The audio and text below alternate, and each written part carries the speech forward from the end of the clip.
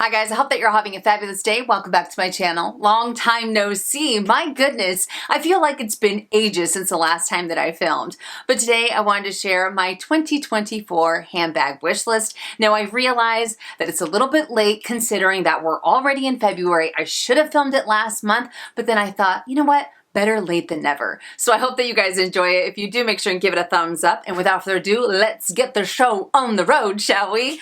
Okay, so can I just say one really quick thing about my handbag wish list? I don't think that this wish list is crazy. Out of all the bags that I'm going to be talking about today, there's one that my eyeballs are completely fixated on. But to be completely honest with you, if none of these bags make it to my collection this year, it's not a big deal. It's not the end of the world. I love the bags that I currently own. I'm having a blast with them. I love the collection that I currently have. Do I feel like I have purse piece? Because I know that this is something that we have talked about before. I don't think so. I don't think I'll ever have purse piece. I do believe in purse piece. I don't think I'm one of those people because I think that I'm always going to have a revolving door when it comes to handbags. Like honestly, I wholeheartedly feel that way. But what I will say is that I noticed that maybe 10, 20 years ago, I would have like 20, 25 bags on my wish list. And I would often find myself, like if I bought a bag, before I even started using the bag, I was already looking at something else. Not that there's anything wrong with that. I just think that comes down to being a legitimate handbag lover. Don't you think? Do you guys feel the same way? Let me know in the comment section down below. But now I feel like I take my time with the bags that I do add to my collection. I'm a little bit more methodical. I know I can pinpoint what works for me and what doesn't just based on the, the bad experiences that I've had in the past, either because this material didn't work out for me or this style didn't work out for me. So it's all been a learning lesson to this very moment. So now I can really say, this style works out for me, this style doesn't. And even then, your taste can change because you can like a bag in January and then in May, you're like, dude, I don't want to add this bag. I don't want this bag in my collection, blah, blah, blah. So I think that's the beauty about having a wish list.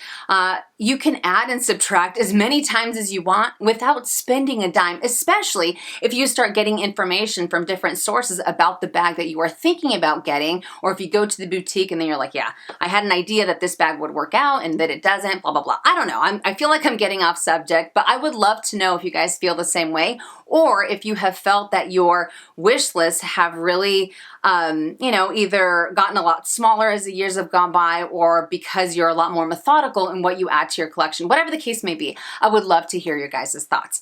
Okay, so enough rambling, dude. Let's get to this list.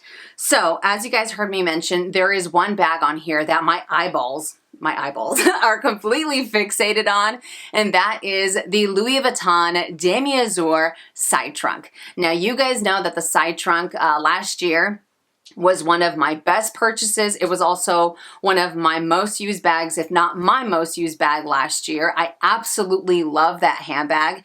So when I heard that they were going to be releasing it in Demi-Azur, like I was beside myself. I was beyond stoked. Like that is an understatement. I was like, oh my God, I can't believe it. Because as much as I like monogram, I love Demi-Azur even more. Demi-Azur is absolutely my jam when it comes to that print. And above Demi-Azur is Demi Ben. But anyways, I believe that this bag is supposed to be released in March, if I'm not mistaken. It's been a while since I have checked, but I think it's in March. And currently, the side trunk, the one that I have, currently sits at $3,800.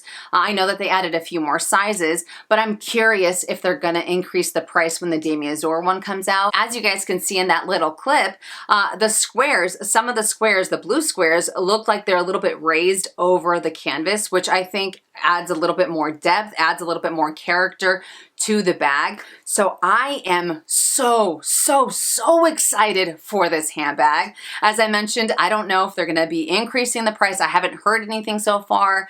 Hopefully they don't increase the price. But I just think that that bag in Demi-Azur is going to look absolutely phenomenal. And if they ever decide to release it in Demi Ben, I would totally line up for that one as well. But I think it is a beautiful, beautiful, beautiful bag. And if I do end up up adding this bag to my collection, I'm going to do the same thing that I have done with the monogram one, and that is not put it in a bubble. I'm going to use this bag to the fullest. I welcome those beauty marks. I welcome those battle scars with open arms. Oh yeah, baby. Can you tell that I'm just a teeny tiny bit excited about the Demi Azur side trunk? My goodness, even with the limited information that I have about this bag, because like I said, I haven't been doing my full research on it. I am just beyond stoked. But anywho, let's keep this wish list going. All right, so the next bag on my list is the Fendi Baguette Mini. Now, you guys know how I feel about the baguette.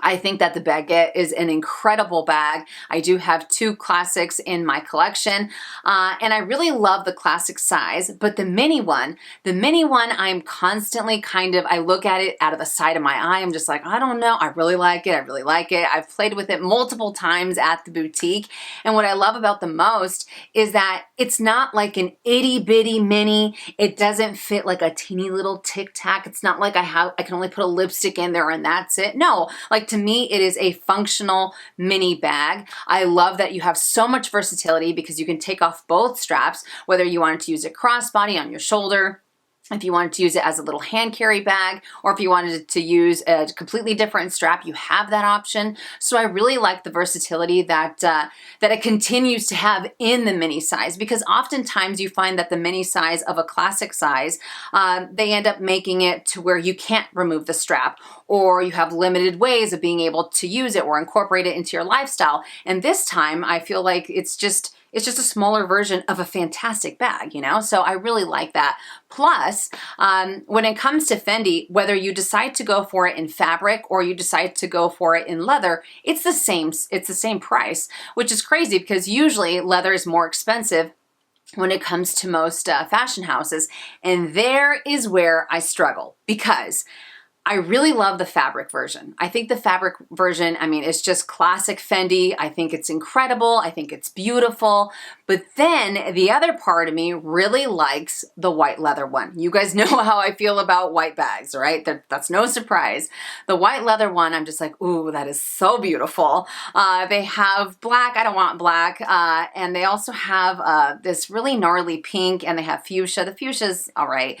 But if they had it in red, game over, like game over. I would totally get the red one, but it's between the white leather and the fabric one. So I'm kind of like, I don't know, man. I don't know which one to go for. Do I go for classic Fendi, or do I go for a little bit more, not really discreet, because you have those embossed Fs on the leather, but it's somewhat discreet, right? But I don't know. I think that they're both beautiful, and I have played with both of them, and even then, I'm just like, I don't know. I don't know which one to get, but I know I don't want both of them. I just want one or the other, and until I can decide, both of them are going to be on that wish list. But let me know if you guys have any of the bags that I'm going to be talking about today, what you love about them, or if you don't recommend them because of X, Y, and Z, whatever the case may be. The more information that's out there, the better. You guys know how I roll. Now, the third bag on my wish list might surprise some of you guys, but that is the Louis Vuitton On The Go PM in the Empreinte leather. I haven't decided on the color, but I'm definitely leaning a little bit more towards the cream. No surprise there. But the On The Go has been one of those bags that I have always appreciated from afar. I never thought that I would add it to my collection. I was like, I don't know. I felt like it was always one of those, you either want to go for a Neverfull or you want to go for the On The Go. I always felt like I was in between the two. I love the Neverfull. You guys know that's like my ride or die when it comes to Louis Vuitton totes. And at first I thought about going for the Neverfull in the Empreinte leather. I still think that it's beautiful, but the On The Go has definitely caught my attention a lot more over the last few months, especially the last time that I was at the boutique. I played around with it a little bit more, and I really like the size because it's not too big, and I really like that I can still carry all of my essentials, or if I wanted to use it in a different setting, I can definitely end up doing that. Now, one thing that you guys are going to think I'm totally nuts, the strap. The strap that it comes with obviously is great for crossbody, or if you wanted to use it as a shoulder bag. I think that's wonderful. That's one of the things that I don't like about it. I really wish that you had an option to buy it without the strap, because I personally prefer to use it as a hand carry bag, as I do most of my totes.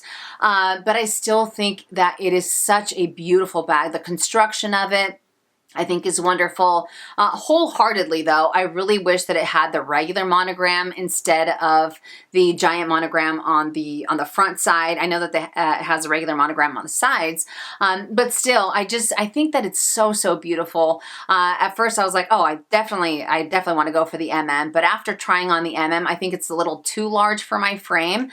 Although, is there really such a thing as too big of a bag? I don't think so, because I love big bags too. So I don't know. I just feel like the PM might be a little bit more manageable for me. It might be a little bit easier, especially if I want to carry just my everyday essentials, because sometimes, and I know I've talked about this before, if I have a really big bag, did you guys just hear my stomach? My goodness, I'm starving. Anyways, if I have a really large bag, sometimes I find myself compelled to carry more crap with me, just because I feel like I have to. Does that make sense? Like, are you guys like that as well? I don't know why I do that. I'm like, dude, stop. You don't have to carry everything with you. But with those big bags, I'm like, what? I want to carry my sandals? Why not? Throw it in there. My shoes, let's do that too, even though I'm wearing shoes. Like, what? Like, who thinks like that? Again, let me know if you guys do the same thing. Don't leave me hanging here, because I feel like I'm on an island by myself saying this out loud.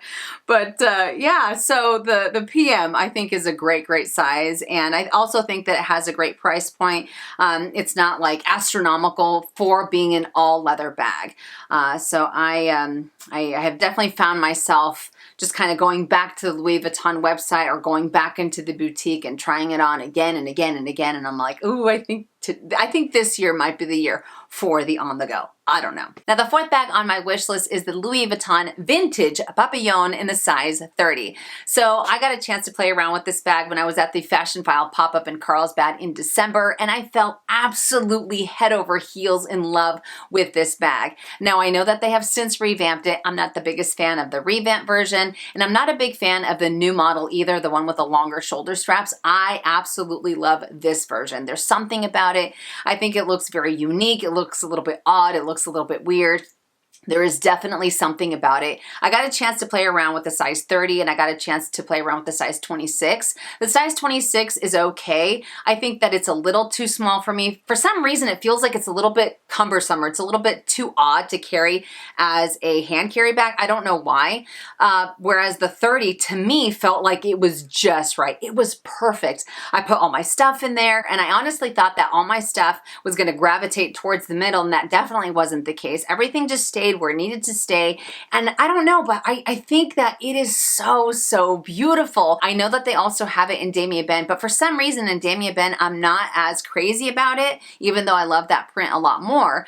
But I really love it in the monogram version. And I also want it to come with a little pochette, because they do come with a small little pochette. And I just think that adds to the total cuteness factor, because you can use that pochette as, I don't know, like a little wallet, or as a little catch-all, or if you just want to throw it outside on the strap and just kind of give it like a little keychain kind of thing going on. I don't know. But the little pochette is so insanely cute.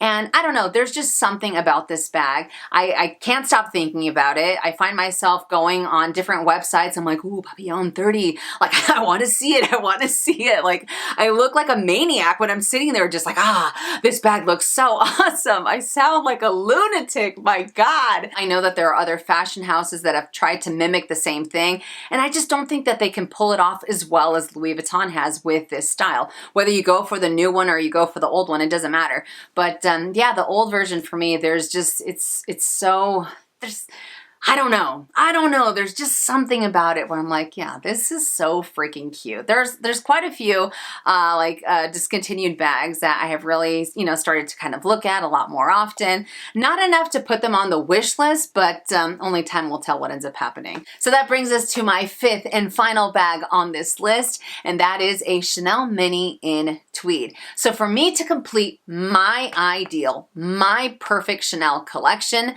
I would love to add add a tweed mini to the mix. I mean, tweed, that material is just a staple to the fashion house. Tweed goes hand in hand with Chanel. There's definitely something about it. It's very classic. It's very beautiful. Over the years, I've seen so many tweed handbags come out, and I love some of the combinations, except for maybe either the hardware or one color. I'm looking for a specific color combination.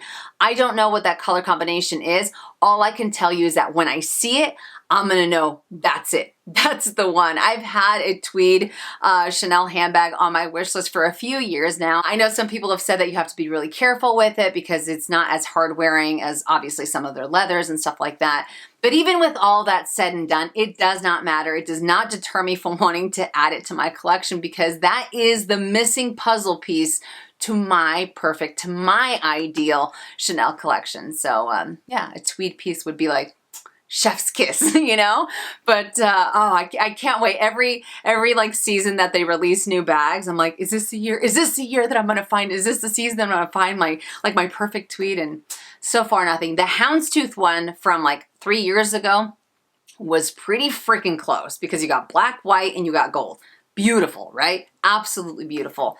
But I'm like, I think I would get sick of the houndstooth pattern. I don't know, maybe, but still I was like, that's not it. That's not it. I'm gonna know in my gut when that bag gets released. And I'm totally game for the mini to be either a square tweed mini or a rectangular tweed mini.